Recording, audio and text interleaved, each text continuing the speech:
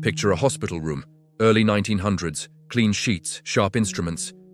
A doctor with a solution so desperate it sounded brilliant. The disease was syphilis. A slow-burning infection that rotted the mind, curled the spine, and erased memory one symptom at a time. There was no cure, only waiting, only decline, until someone noticed something strange. Patients with high fevers, burning, shaking, delirious, sometimes improved.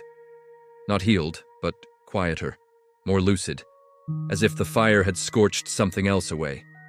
So doctors asked a question that should have stopped them cold. What if we caused the fever? Not with blankets, not with heat, with disease. They called it malariotherapy. Malaria, a parasite known for killing millions, was suddenly rebranded as a treatment. Doctors extracted infected blood from one patient and injected it straight into another. On purpose. The logic was simple. Malaria causes extreme fevers. Fevers might kill syphilis, and malaria, well, we might be able to treat that later. Might was good enough. Patients were strapped to beds as their temperatures climbed. Sweat soaked the sheets, hallucinations set in, organs strained. Some never came back down, but others did. And for those few, the symptoms eased.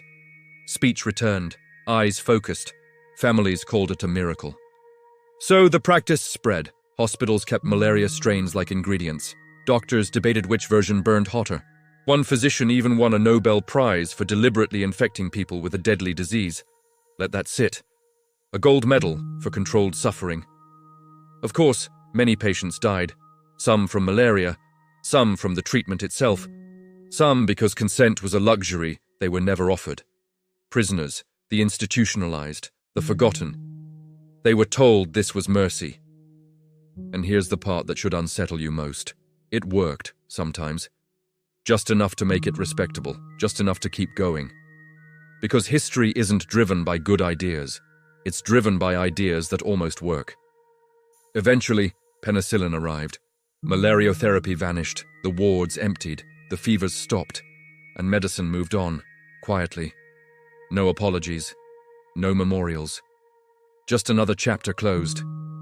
So when someone tells you science is always careful, always ethical, always humane, remember, there was a time your doctor's best plan was to give you one disease to fight another. History is full of weird facts like this. And if you want to hear about the time ancient Egyptians treated wounds with something growing, fuzzy, and quietly alive, moldy bread, used to fight infections, subscribe, because the past didn't just hurt people. Sometimes it almost understood why.